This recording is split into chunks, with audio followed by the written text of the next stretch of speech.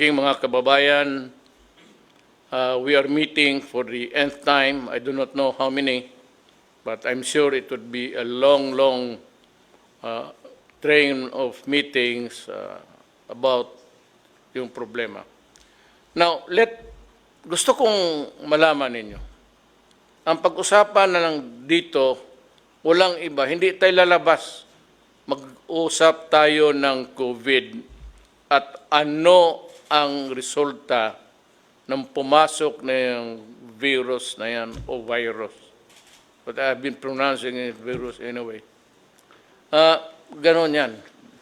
So, hindi tayo maglabas dito. COVID lang tayo at ano ang problema na lumabas sa contamination sa ating bayan. So let me, para maraming masagot yung maraming tanong ninyo,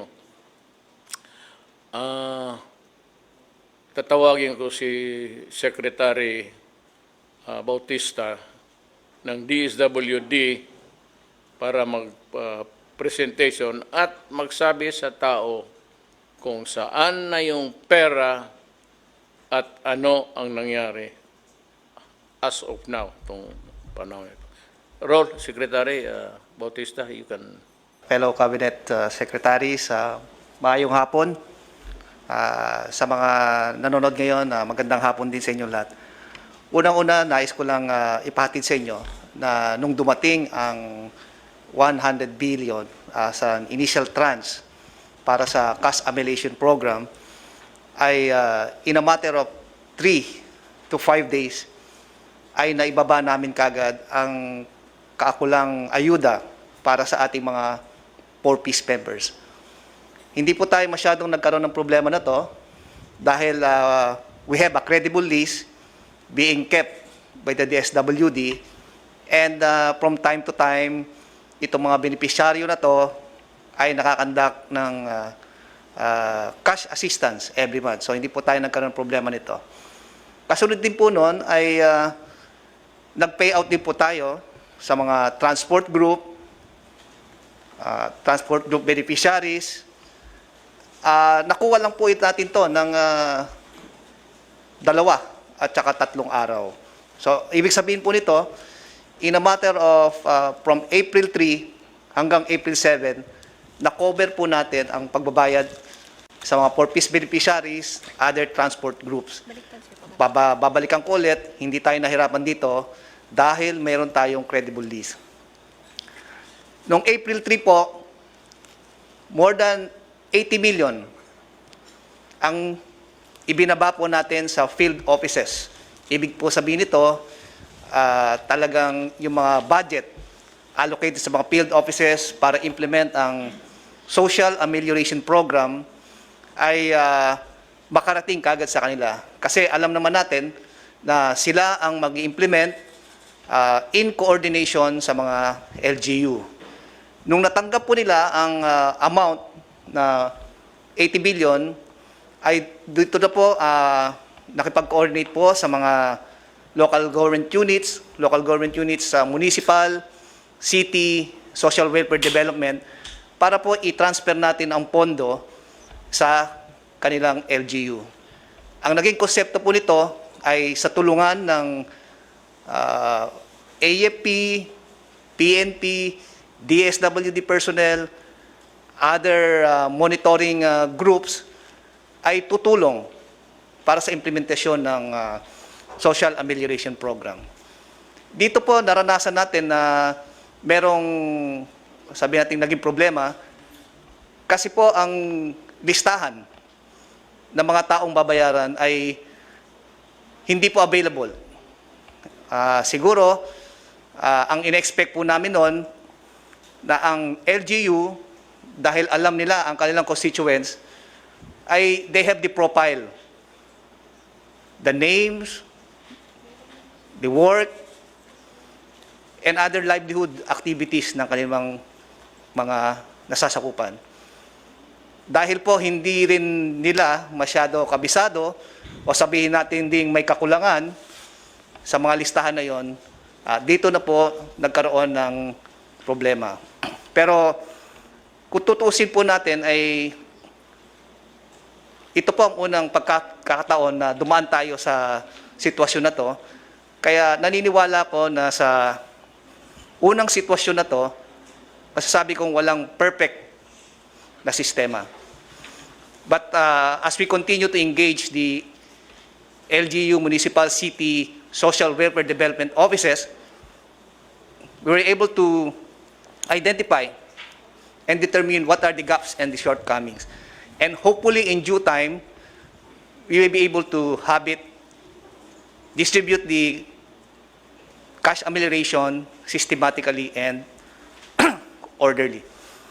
Nais ko lang i-emphasize dito para sa kalinawan ng lahat na ang cash amelioration program ay intended po para sa pamilya. Uulitin ko po, ito po ay intended sa pamilya. So, ibig sabihin nito na ang isang head of the family ay bibigyan po sila ng social amelioration card at dito po nila isulat ang kanilang profile. Bakit natin pinapasulat sila sa social amelioration card? Para po makita kung ano pa ang mga tulong na naibigay sa kanila. May mga pagkakataon na isang pamilya o ang isang miyembro ng kanilang pamilya ay benepisaryo rin po ng DOLE.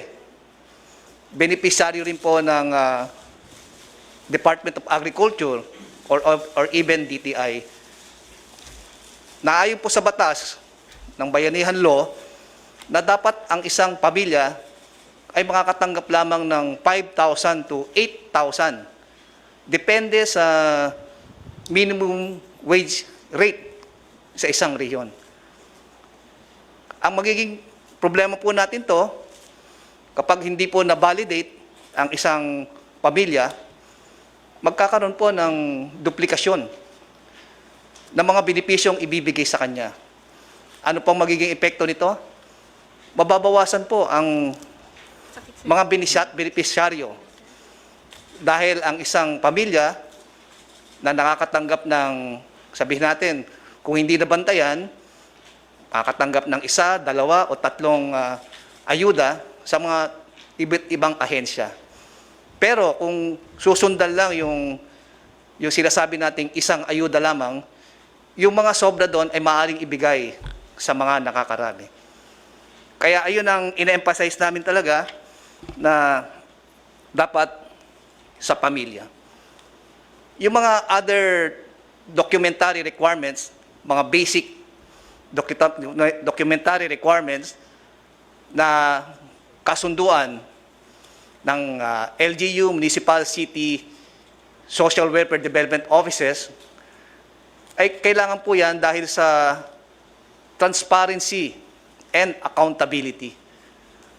Alam naman po natin na may mga pagkakataon na may mawawalang pera o hindi mabibilang ang pera, kaya kailangan po na merong taong mananagot,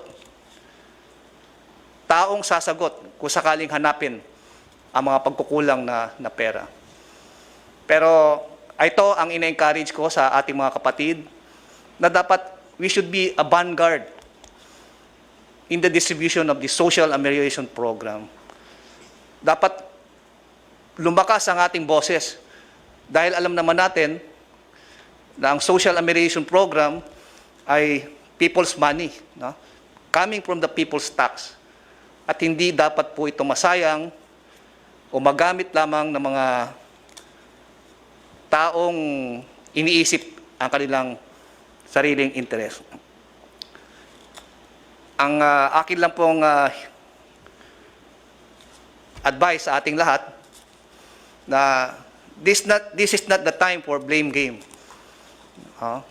Dapat the more that we should help one another in any form we can. Katulad ng ating sinasabi ng ating presidente na this is an opportunity for us to show to our people that we are worth a public servant and only looking after the welfare of our brothers and sisters. So, ayun lang po ang aking mensahe.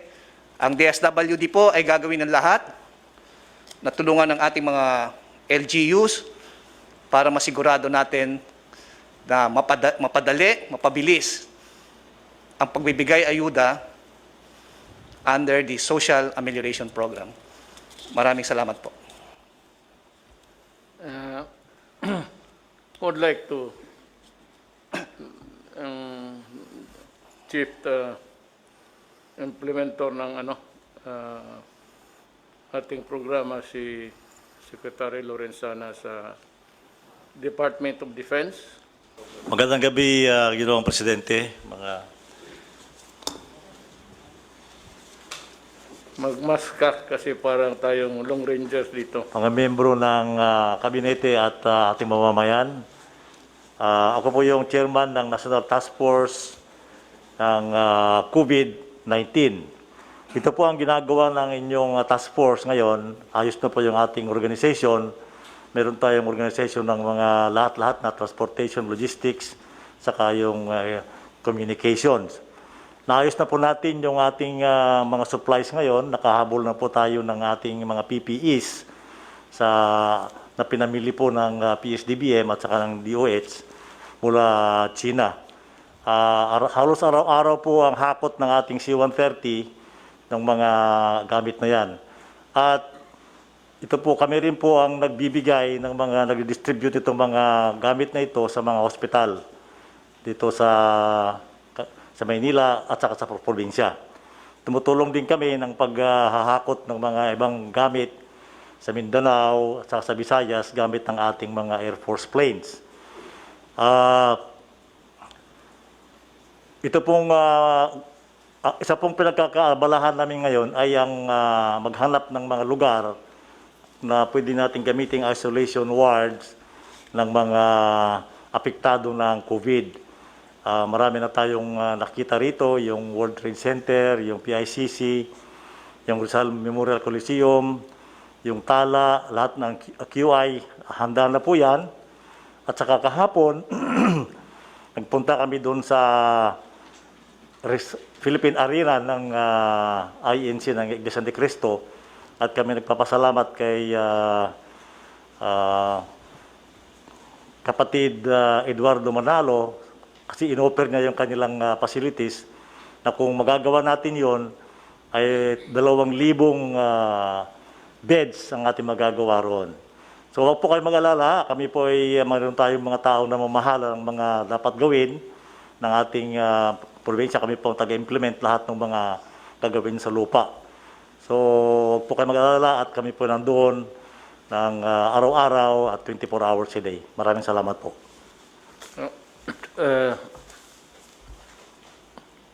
General Galvez. Sa ating mga kababayan, mag-report lang po kami na talagang yung plano po natin na National Action Plan ay on track. Yung capacity natin ng DOH ay lumalakas na po ngayon. Ang ating testing ay tumataas na ngayon na 2,400. And then yung na-credit po na mga testing center ay umabot na po na 11. And then meron pa pong 8 na nag-a-apply na magkakaroon po ng testing. Sa ngayon po, nakita po natin na yung ating lockdown ay napakaganda po ng ating nagawa dahil po na-push po yung curve towards 1 month na delay. So it gave us the capacity to improve our medical services. At the same time, nakita po natin na talagang mababa po yung natin. Sa ngayon po, napakaganda ng ating balita dahil kasi meron po tayong 11 recoveries ngayon. Kung titingnan natin sa ibang bansa, napakataas ng kanilang death rate. Sa US, they have 1,000 every day. Sa atin, nakita natin, sa atin hindi pa tumataas ng 30 o nakikita natin nagdaan lang ng 8 hanggang 5 o hanggang mataas sa 10. Itong mga ito, nakikita natin napakaganda ng ating preparasyon kumpara sa ibang bansa. Nakikita natin na ngayon ang Japan na napakayaman ang kanilang health services hindi maka-accommodate ng mga nangyayari sa kanilang mga cases. Same so with Singapore, they conducted the lockdown. Nakita natin na maganda ang naging desisyon ng ating mahal na Pangulo na tayo ang pinakauna na nagkaroon ng tinatawag nating yung travel ban sa mga bansa na nagkakaroon ng COVID cases. At nakita natin na ang ating hard decision, yung desperate decision natin is paving the way for good results that we are having now. Yun lang po at maraming po salamat. Maybe Secretary Duque, then maybe Sunny would want to just say a few statements about after Secretary Duque. Magandang gabi po, Mr. President, at sa akin po mga kapwa miyembro ng gabinete.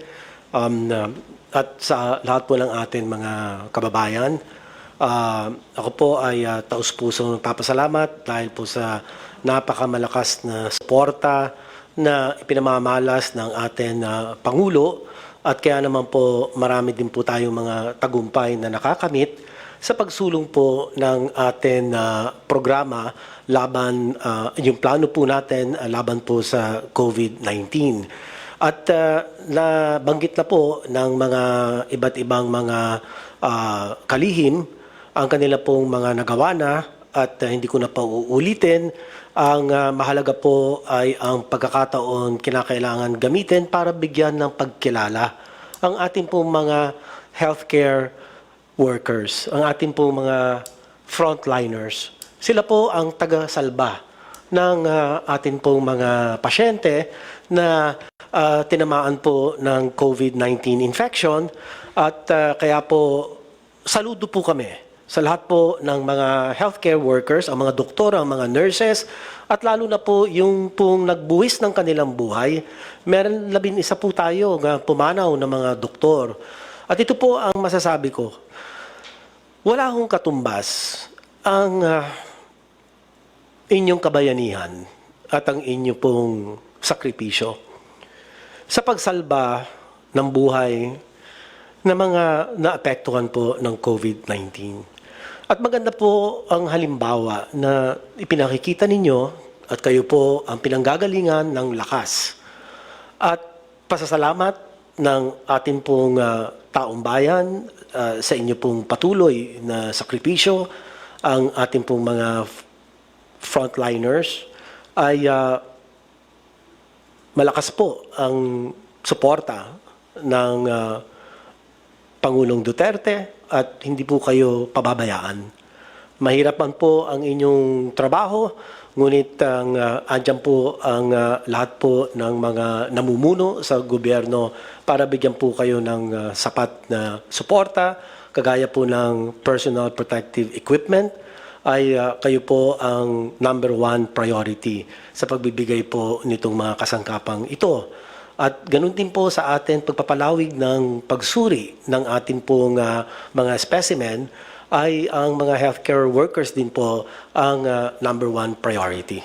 So ito lang po ang akin masasabi, at pagka ihahambing po natin ang bilang ng mga may impeksyon sa Pilipinas, ay isa po tayo sa may pinakamababa na bilang sa 3,764 po ang bilang as of yesterday. At ang ito pong bilang na ito ay lumalabas, dalawa ang total case per 1 million population. Isa po tayo sa pinakamababa. At kung ihahambing po natin ang mga mayayaman bansa, ay di hamak na malayong-malayo po ang atin ranggo. Kung titignan po natin, ayan po, malinaw naman po sa mga listahan na nakalagay po sa COVID World Tracker, ay isa po tayo sa may mababa na rate of infection. Kaya ito po ay nagsasalamin ng mga desisyon na ginawa po ng ating mahal na Pangulo, at dalawa po itong napakamalakas na desisyon. At kanya po talagang nakatulong po ito sa pagpigil ng pagkalat ng COVID sa Pilipinas. Ito po yung atin ito po yung atin na travel restriction, absolute travel restriction na ibinaba po ng ating Pangulo doon po sa mga manggagaling sa bansang China noong pong Pebrero. At pangalawa pong magandang at malakas na desisyon ng ating Pangulo ay ang pag-lockdown, yung ating pong enhanced community quarantine. So ito po ang dalawang kadahilanan, pangunahing kadahilanan kung bakit po ang bilang ng COVID infection sa Pilipinas kung ihahambing sa ibang mga bansa ay mababa po talaga. So ito lang po aking masasabi. Maraming salamat po sa suporta ng ating mahal na Pangulong Duterte. I'd like to call Secretary Dominguez of the Finance to just say a few words. Still, you have said a lot, but you might want to just give a statement to this meeting.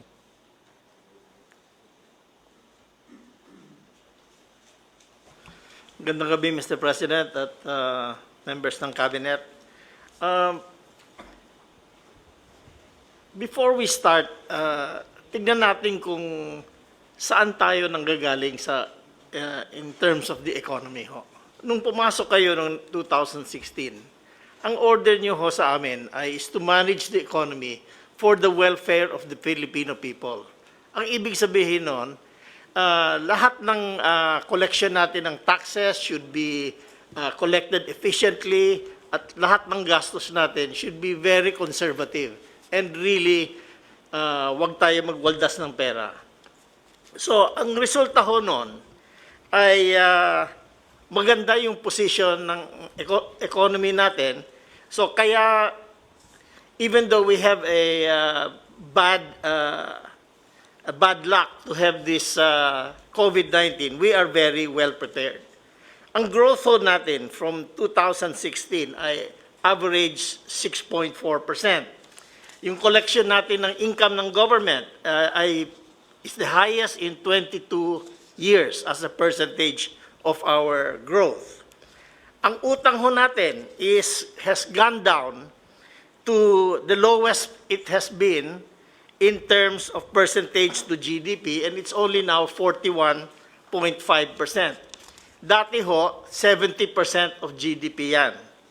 Ang inflation ho natin, bumaba na. So it's, last month it was 2.5%, and it is within our target of 2 to 4%. Ngayon, itong COVID-19 has hit us in a very hard way. Ang katotohanan lang, ang estimate natin, our GDP growth will be 0 or -1%. Ang temporary unemployment natin will be 1.2 million workers. Pero this is in comparison with the lowest unemployment rate ever achieved in the Philippines. For the economies ho, tignan din natin yung budget deficit natin from 3.2%, lalaki ng 5.3%. In other words, we will be spending more than we will be collecting. But we are spending more in order to save the people and make sure that they have food on the table during this time. So, ang debt to GDP natin ho, tataas from 41%, siguro aabot ng 47%. Pero that is still very low in compared to our neighbors. May isang neighbor tayo na 80% of GDP ang utang nila. Ngayon, nagpapasalamat ho ako na the legislature gave you the power to reallocate the budget so that we can meet the new, how would you say, the new priorities now, which is the COVID, which is brought about by the COVID. So, the economic managers and the central bank have put together a fiscal and monetary actions of a value up to this date of 1.17 trillion pesos or 6.8% to 6% of the GDP. We have a long breakdown of how we have this program, but mostly it was to provide subsidies for the low-income families and workers of the small and medium enterprises.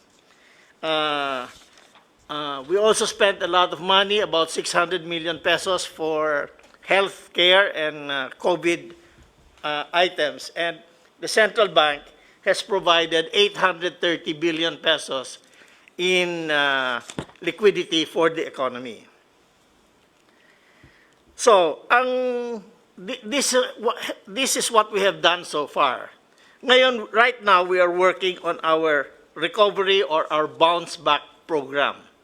But to do that, we have to analyze first what is the damage to the economy.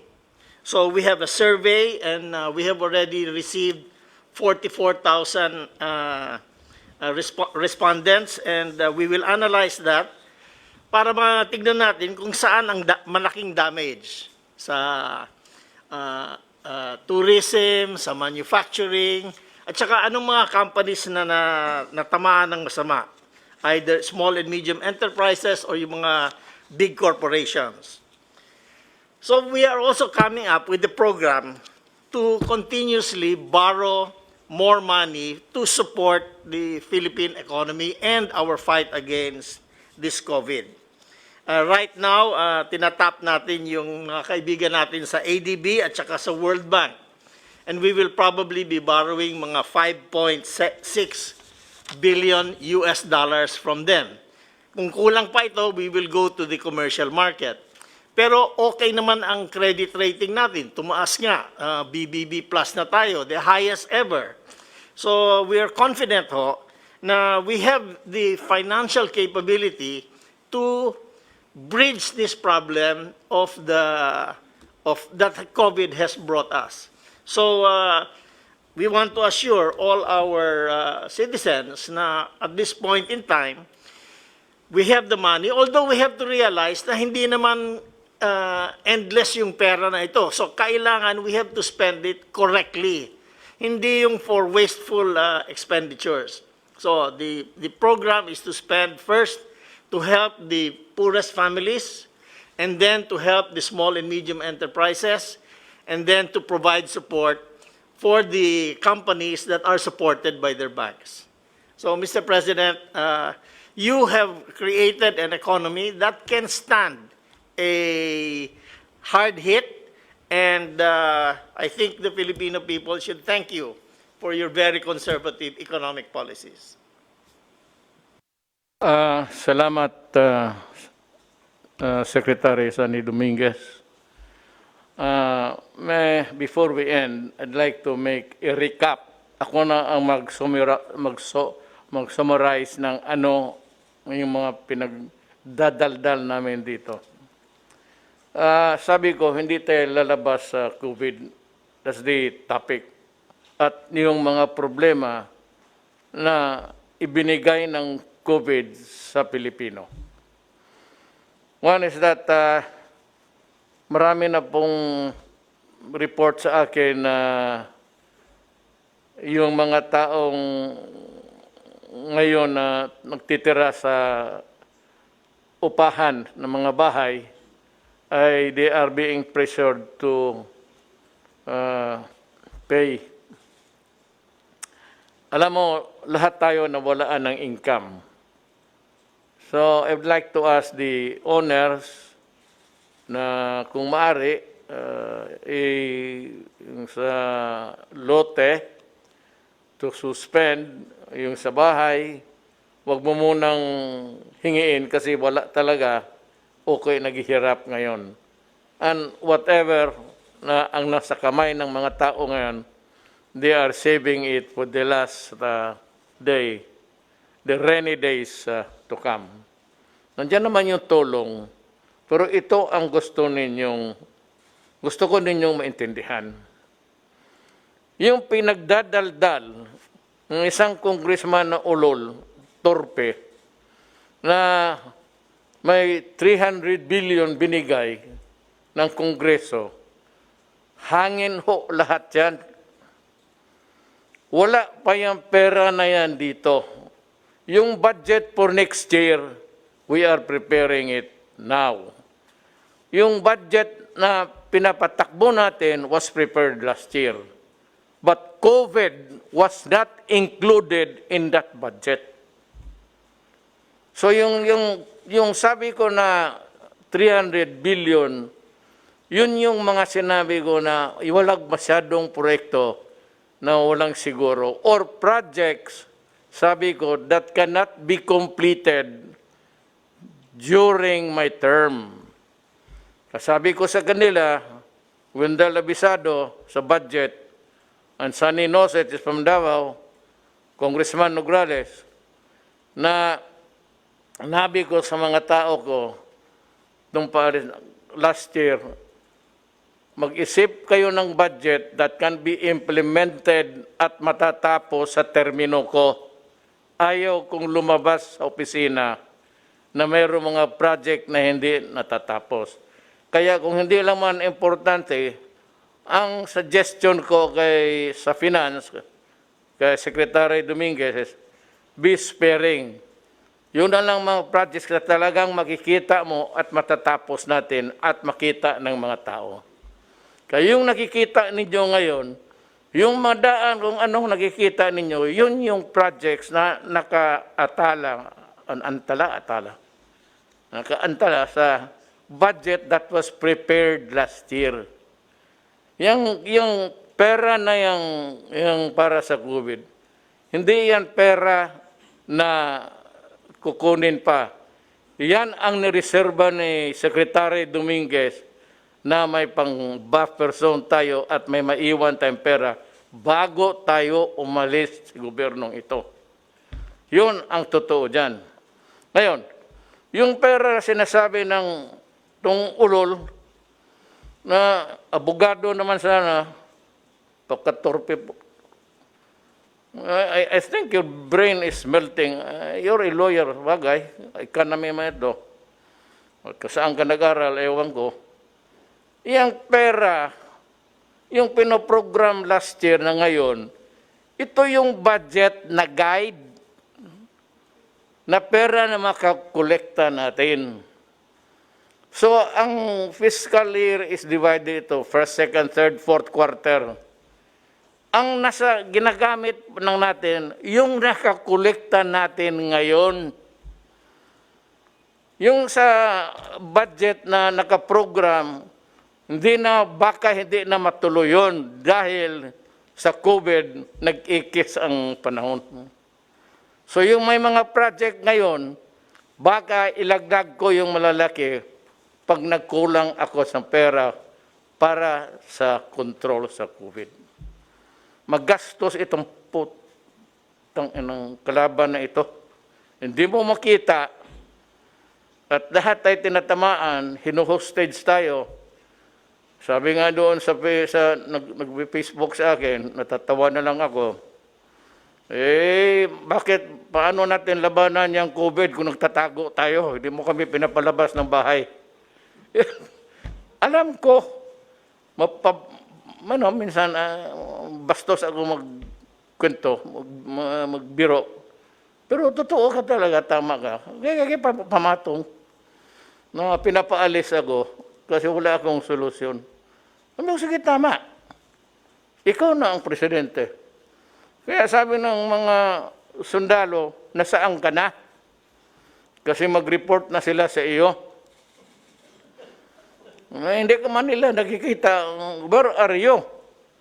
Kasi kung nakumbinsi mo ako na you have medicine to cure COVID in 7 weeks, anak, sabihin ko sa iyo, kung totoo yan, Adre, ako na mismo ang magtulak sa ulo ko dyan sa Pasig, gago, umalis ka na at dumating na ang santil mo ng...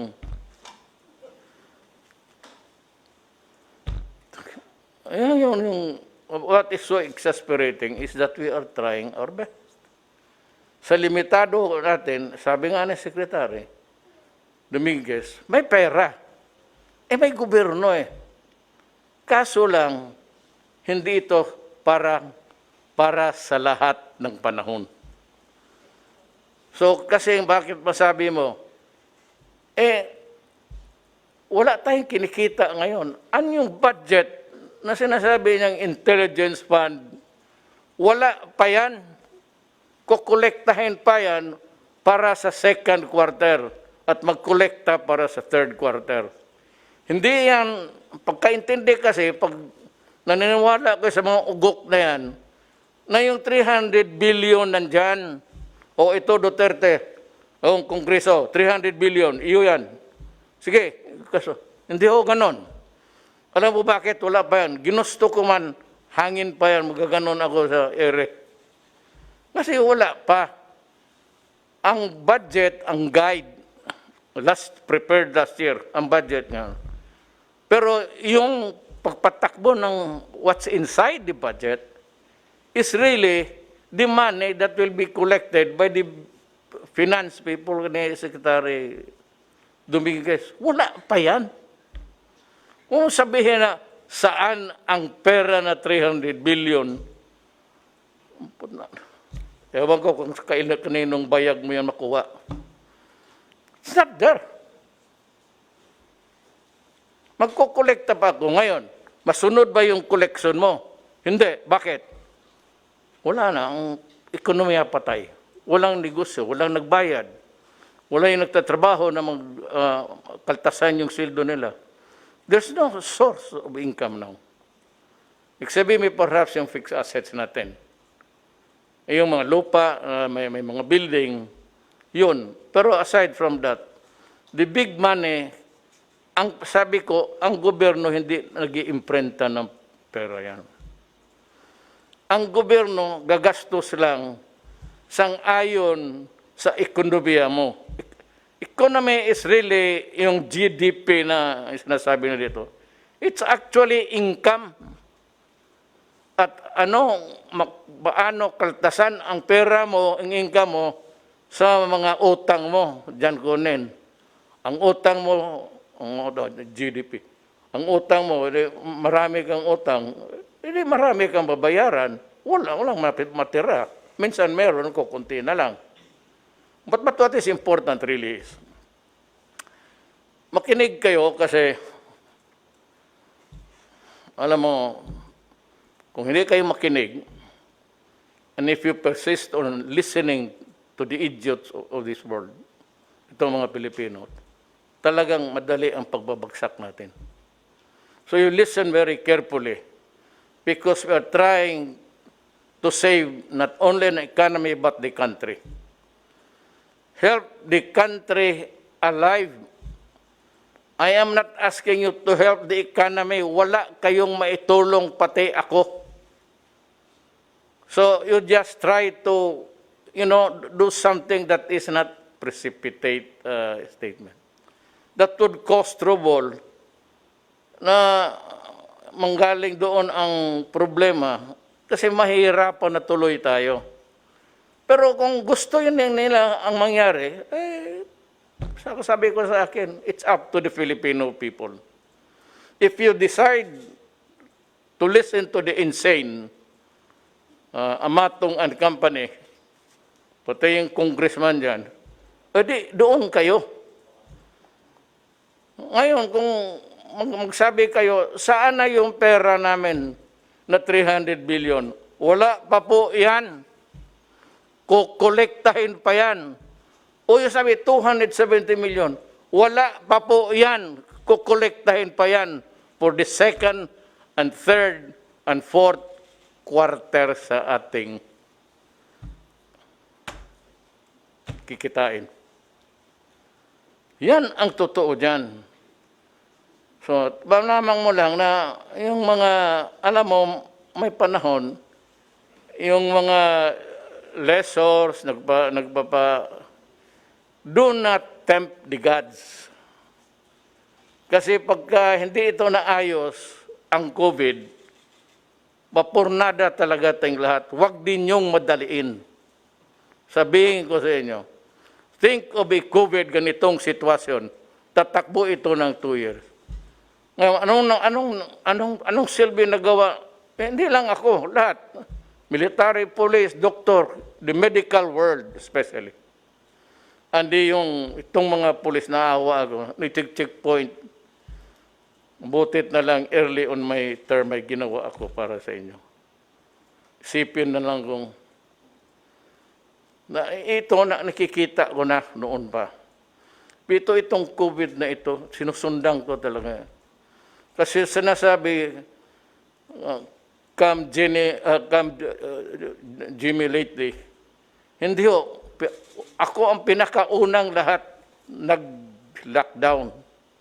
Kasi nasusundan ko na ang istorya.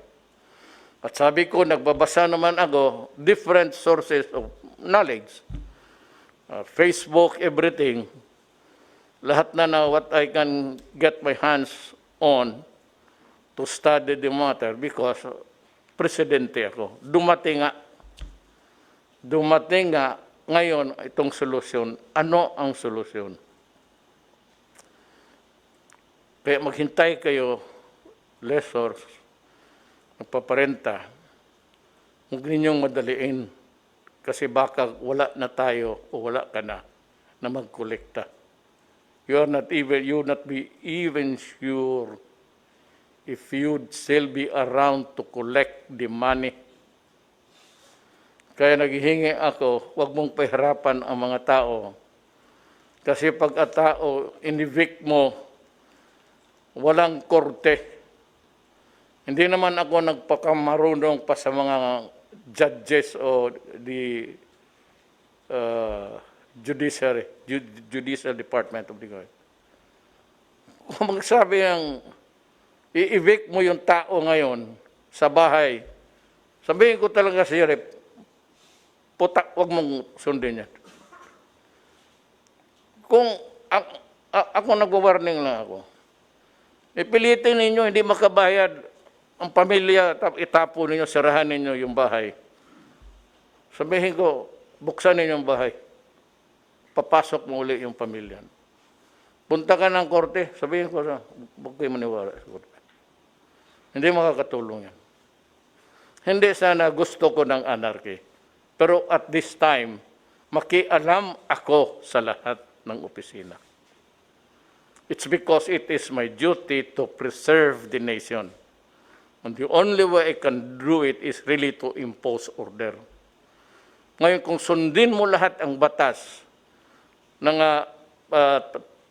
para makapabor ka under the law, but itong panahon ng COVID, hindi naman talaga natin gusto at nandito, at gagawin mo yan, magsalubong tayo. Sabihin ko sa iyo, magsasalubong tayo. I-evict mo yung tao, pupuntahan, personal ko, pupunta ako, sabihin ko, ibalik mo yung tao. Huwag mong itapon yan sa daan, kasi tayo ang mag-inkwentro. Kung hindi mo naman pala gusto mo tumulong ng kapwa-tao mo, sunugin na lang natin yung mga apartments mo. Total, may bumbiro, tawagin mo. Huwag ganon. Huwag ninyong i-pressure. Ayaw kong gustong magsalita na ganito. Parang hold-upper. Pero if you interpret it that way, hold up talaga ito. Hold up mo kami sa aming mga pinaghirapan namin o itong mga to. Ako lang, hirap ako magsalita. Sikip ko kasi lahat sila naka-maskara. Mahiya naman ako kasi ang order ko, huwag kayong lambas, ang walang maskara. Tapos makikita ninyo lahat sila, ako lang ang hindi. So, naghingi ako dyan sa mga sundalo. Binigyan nila ako. Pero ang binigay nila yung para sa mataas na ilong. Kaya nahulog kasi wala akong ilong. Hindi naman ako. Saan ba niya bila ito sa Amerika? May ano pa, may parang ano pa dito hangin mahigop mo. maliit naman yung butas, let's say, baka labas-pasok ang COVID dito sa mukha ko. Well, anyway, ganon. Nakikiusap ako. Nagmamakaawa ako sa inyo. Huwag ninyong pilitin ang mga tao ngayon. Walang pilitan. Kasi talagang mag-iinkwentro tayo. Hindi talaga ako papayag. Huwag ninyo akong pilitin to go against the law. Because if the law says that you are entitled to this and that, but it will work sa kapwa-tao mo ngayon, biro mo, ipresyo mo, paalisin, ay puta. Sabi ko, maghanap ka ng panahon sa buhay mo. Kung may buhay pa tayong makarating. Alam mo, ulitin ko. COVID, anong sagot? Vaccine. Walang vaccine, COVID stays. Yan ang totoo. Bigay ko sa inyo ang totoo. So, magmaskara tayo kung wala pang vaccine, mga Christmas time, sabay na tayo sa mga hold-upper, pareho na tayo, pareho na lahat. Ganitong bisa ng mga unggoy. Di, sabay na tayong lahat, hold-upper na tayo. Naiinis ako alam mo, dandahan lang. Sabi nga ni Secretary Dominguez, may pera. Wag do not pressure anybody or a poor person just because you have this right. It is not the time for you to pressure other people because of your right. Ay, sabihin ko sa iyo ulit, mag-iinkwentro tayo. Sigurado yan. Taga niyo sa bato yan. Hindi ako papayag. Hindi ako papayag, sinong tawagin niyo? Police. May mga police, umalis kayo dyan, police. Get out. Wag mong... Kasi police, mag-riot yan. Kung lahat na nag-uupa kayo, paalisin nyo, yung isa, pinaalis o paalis, magra-riot, sinong... Di kayong pulis. Lumamili kayo. Saan kayo susunod?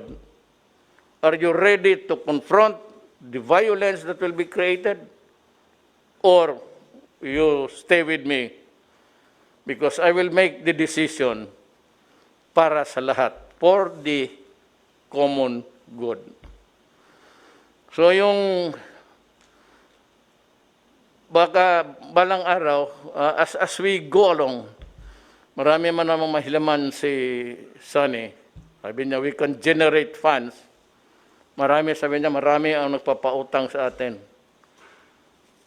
Ngayon, kung makabayad ba tayo, di hanapin nila si Dominguez, bakit tayo? Kung hindi tayo nakabayad, ako ba ang nagsabi na si Sonny man yan. Pero sabi ko, classmate kami nito. Since kindergarten, valedictorian yan. Kaya bright siya. Pag nasabi maraming pera, sabi ko, ang huli nito, alam ko na ano. What is the end game? Pag maubos talaga ang pera, ipabili ko lahat ng propiedad ng gobyerno. Yang cultural center, PICC, yung lupa dyan, totoo. That's the last, na pag wala na akong makuha, and we are about to sink, and really sink, I will sell all the assets of government. Tapos itulong ko sa tao. What is important is na saan yung pera ninyo? Importante maintindihan ninyo yan eh. Kaya sa mga text, saan na yung 300 billion? Adre, hangin yan. And it will continue to be a hangin. Pag second quarter, mag-break, the economy will, mabutit na lang, sabi ni Secretary Dominguez, he's assuring that we can still stay afloat. Lulutaw pa tayo, pero sabi niya, huwag ka lang magsabi na kung kailan. Kasi yung mga tao, hindi mo mabigyan ng